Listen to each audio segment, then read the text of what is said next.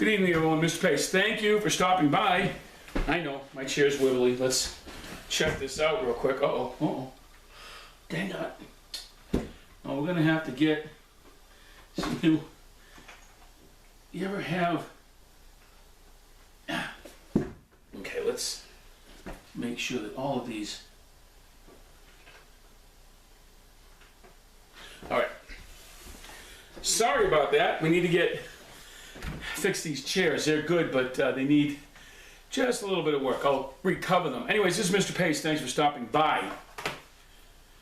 All right, so what you've been seeing online has to do with filing 11. The documents I uncovered were not part of the closing documents, nor any of the documents that were received by me or my wife when we bought this house.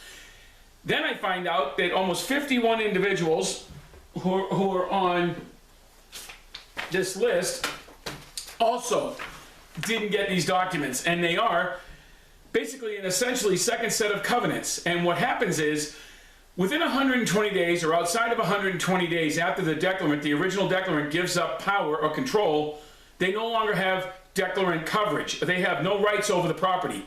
That's within the filing itself, and it's contained in the covenants. What a lot of people don't realize is that when D.R. Horton Melody Series Homes bought the 51 properties, they became the declarant. And the reason why, there was no transfer or denial of rights by Trail Ridge Homes and Skywalk Development. Something had happened. Well, let me explain. If you remember in 2007, there was the big grab for covenants here in filings 1 through 10. Chuck Warren won that case outright. What happened was Melody Series Homes wrote some letters. I didn't know about those.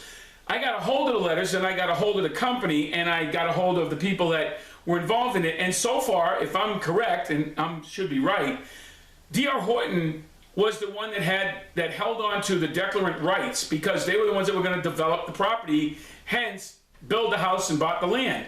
Well, under the rules of Kiowa, yes, and under the rules of contract law, yes. What happened is that those 51 homes, and I'm one of them, are on this track and on there's 3 other streets. And I'm going to notify every one of you, okay? So here's what's going on. I've asked the board to stop what they're doing. They don't care. So that's out the window. I've asked them to cease and desist. They don't listen.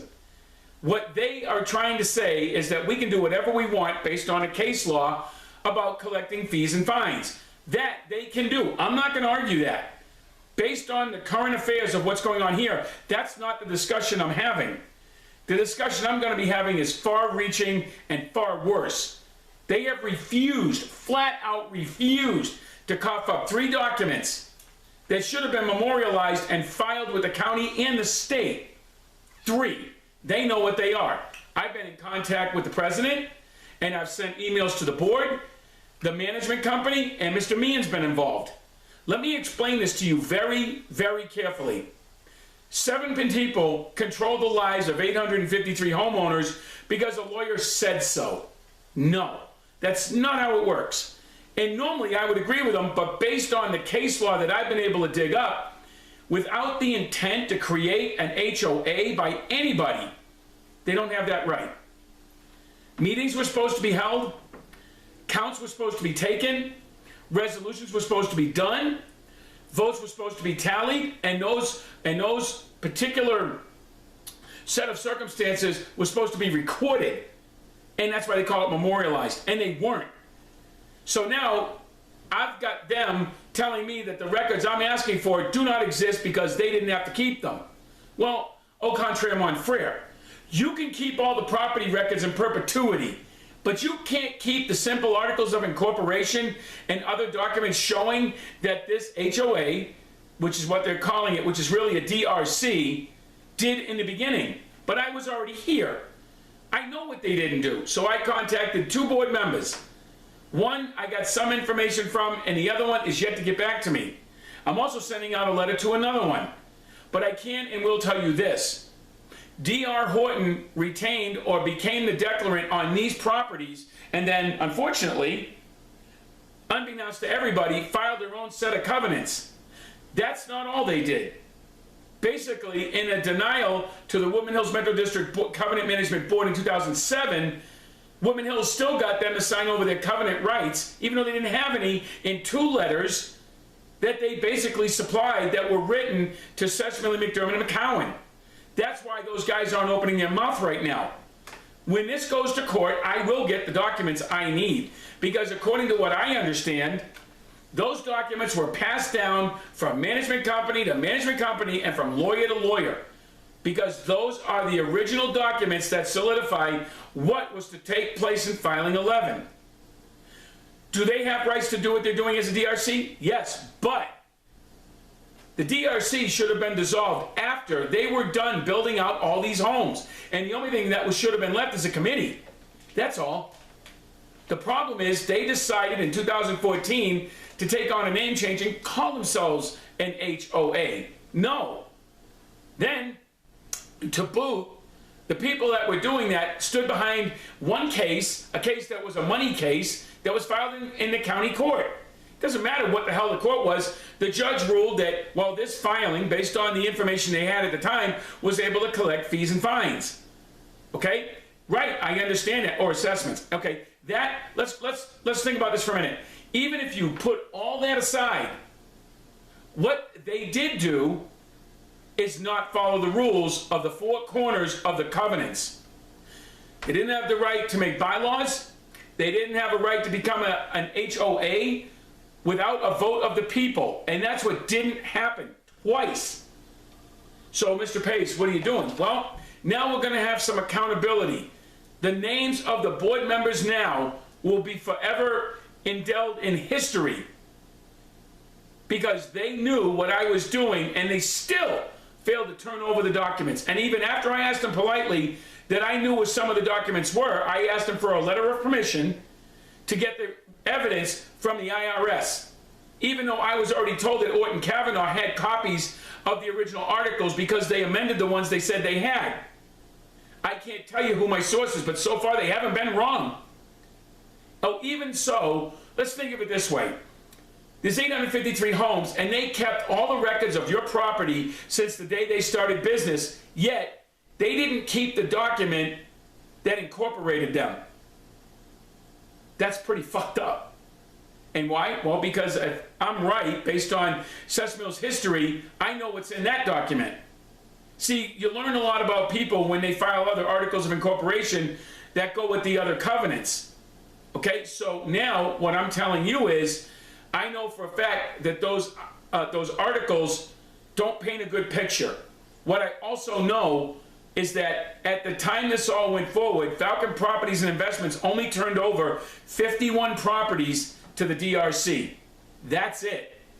They lost their declarant rights 120 days after they sold the properties. They had nothing else to convey. So what they're trying to say is they had a right to convey all 853 homes.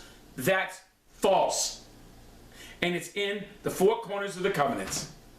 So either this board starts realizing what's wrong and fix it, or, well, we'll just find out what a judge says. And so we're clear, I'm Mr. Pace. You had rights, and no one had the right to take those rights away. So I'm going to ask you to sign a proxy, okay? I need 200 of them. They don't think I can get them. I think I can. Based on the 600 or 700 letters written this year alone by Dorman and the lawsuits filed, I'm fairly certain I can get that number. What happens?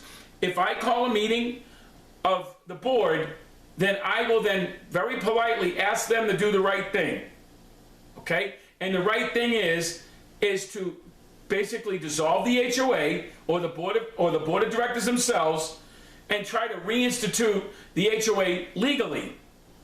That's it. Because honestly, folks, all of this was supposed to stop a long time ago. And we're still suing and screwing families. And that's not the way things work around here. And somebody says, well, it's property values and aesthetics. No, it's not. People don't have cars up on blocks all over the place, and the houses don't look like crap. And there may be a few trailers, but the people that do have trailers around here are hiding them in their backyard. Christ, there's one down here that's a big old camper. Looks like a 32-footer sitting in the back of somebody's yard. You can see all the way down Meridian. Yet, people are getting in trouble for stuff. I got in trouble for my stuff, so I cleaned up the mess, and that was it. My point is simply this. If they will not cease and desist, then let's see what a judge has to say about it. But I will be including the names of the properties of all 51 owners that were part of the Melody Series purchase. Because that's the right thing to do. Because I think those people deserve relief as well. And they're all on this list. I'm asking you for your vote because I'm not asking you to get on a board. I'm saying we need to fix what's going on here. Just because somebody has HOA rights that they took from us doesn't mean they have a right to keep them. And the documents I found make it very clear there was no intent to create an HOA at any time in the history of this because they just wanted to sell the houses and get out. I'm Mr. Pace. I know some of you may not like me, but the fact is, you can't fix a problem because the board's refusing to listen and they don't want to do it because they're power-hungry HOA Nazis, and that's it. I know I shouldn't use that word, but that fits. No one should ever be sued for a paint job, a blade of grass, or something out of place. That's just not American. And that's not the reason why this was put here. All other 10 filings don't have an HOA or covenant control, and yet their yards don't look all messed up like that. There may be a few people here that own a business that have trucks in their yard. Well, they're good working people. They're good, honest Americans. Okay? Let's fix the problem, folks. When I come by and ask you for a signature on a proxy vote, you don't want to sign it, you don't have to. No one's forcing you.